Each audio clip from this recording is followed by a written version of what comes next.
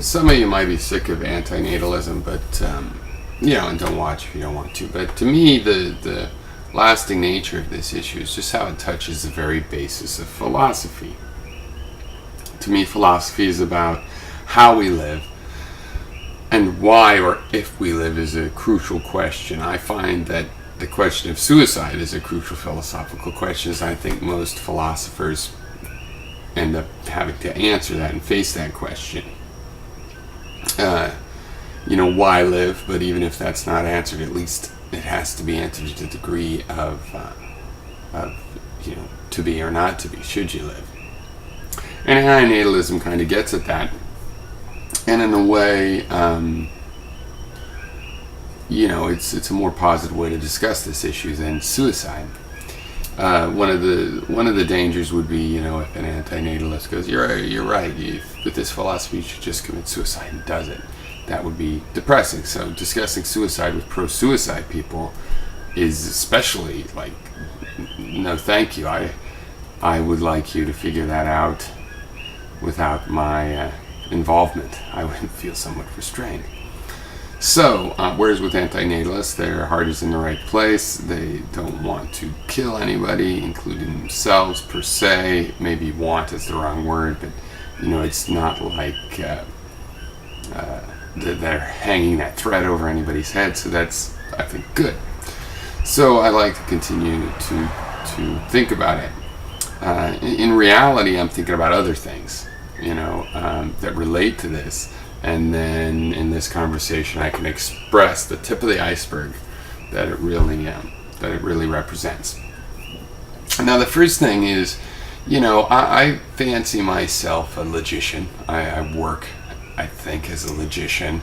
I have a philosophy degree, so I'm trained in logic. So I'm kind of cocky in this one area. I feel I'm a competent logician, and I can follow things through.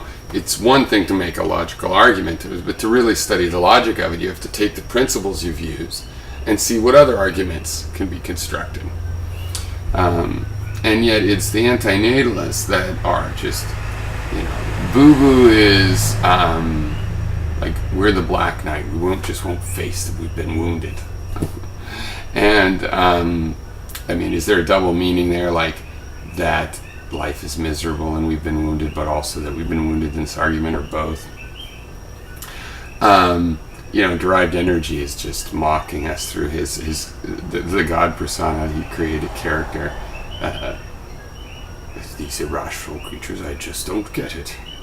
And yet I don't think you see the ramifications. See, you use the logic for this one asymmetrical argument, but look at how this works. Okay, I'll tell you. For example, now this leads to an absurd conclusion. You'll probably, not being that logical, say, well, that makes no sense. Yeah, well, reduction to absurdity. Reductio ad absurdum. Reduction to absurdity. You take the same principles. Now you go on and on about how you can't deprive someone that doesn't exist.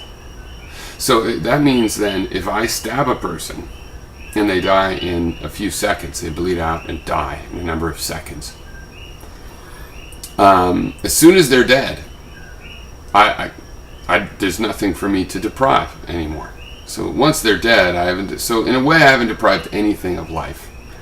I am right, because I can only do that while it's alive. As soon as it's dead, there's nothing to deprive. So I might have deprived it right at the instance of death. But what if I could save the person? So I said, oh no, I should save the person. And then I take them to the hospital, and they have 6 months of horrible pain, and then they recover. But for all I know, it's just like any other antinatalist question. They could go on to have a terrible, terrible misery in life. Furthermore, they specifically had 3 months of suffering in the hospital instead of just a few seconds. Okay, so according to antinatalism, if I do stab someone, because by the time I've stabbed them, all that pain, that's all equal in all the situations, it's more ethical to let them die in a few seconds than to, I should make sure they don't die. So you can study something compared to the real world. In fact, you have to. Huh? But I was just figured out something logical, and it's so true that I could just follow it. No, you deduced logic from your experiences in the real world. How things unfold in the real world, you analyze that, found patterns, and that is your logic. So when you come up with something to apply back onto the world, yeah, you can check if it's absurd. Like, for example, Trick seems, who I like, but it seems to have the difficulty understanding a distinction between a Nazi kicking someone and you tripping and breaking your toe. The pain is the same suffering, and the only value is something this or something that. Like, these distinctions are hard to make if you don't believe in free will. It just happened. Okay, so that's a weight on those systems. Now, my systems have certain decisions that are hard for them to make. Like, I can't decide if it's right or wrong to eat dog, but I can live with those. Can you live with the fact that your system doesn't justify saving a person? It doesn't justify thinking twice and going, because your system's based on pain. At that point, the least pain is for them to die, and the decision of saving their life is analogous to the natalism question, because I have to ask, is it worth having them live? I will not, if I do not save them, I am not depriving them of the life that they would have had after the death they actually had, because they don't exist then. And even if I go back in time, it's like right at that moment I'm culpable, and then after, it seems to be, wait a second, that person doesn't exist anymore. I can't have deprived them of anything. So your logical arguments, there's a million things like that you just haven't thought about. You have to take your principle that you believe in so much and apply it all over and see what some of its unfortunate ramifications are, and then you have to design part of your system to accommodate that reality. But that's secondary to the fact that in reality, the real issue is that you can't decide for someone else whether their life is worth living. If you don't understand that, you're missing a basic humanism, and as far as I'm concerned, a kind of inherent compassion. But I'm used to people not noticing that. I think it's funny that compassionately motivated, somewhat liberal people would come from that angle, but I am used to those kinds of people. I feel that this idea that life is miserable is your own personal decision to make. But like the Catholic Church, I don't believe a view that life is inherently sinful, miserable, and wretched is something that you can push on another person. Okay, I don't believe that it is right to do that. I don't think there's any question about that. I don't think it's confusing. It's not subject to logical arguments, pro or con. It's what you would call an inherent thing. It's a principle that we're starting from. You cannot tell me. I do not recognize your right to tell me whether life is worth living for my tissue now, or whether I can sprout whole new organisms or whatnot. I think that the metaphor is like that of a tree. It keeps sprouting fruit. You want to poison the tree and say, well, the tree doesn't really matter, that's just yeah, you will be stopping the DNA process.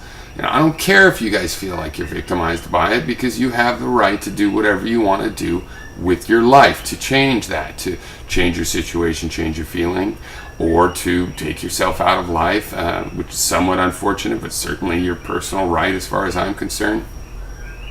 So I am not trying to tell you what to do with your life, okay?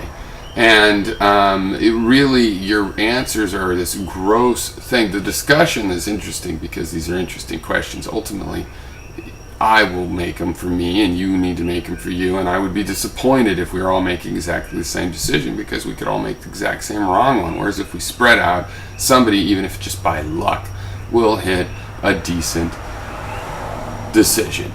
Okay. Now, the other thing is, while it's interesting philosophically, I believe that the laws of evolution are select for survival. So obviously people that don't believe in survival will die. And so that's an interesting factor. And I think that it's fair to point out, and personally, I think as a practical matter, it's worth taking into account. So at any rate, the final thing is you just can't decide for other creatures.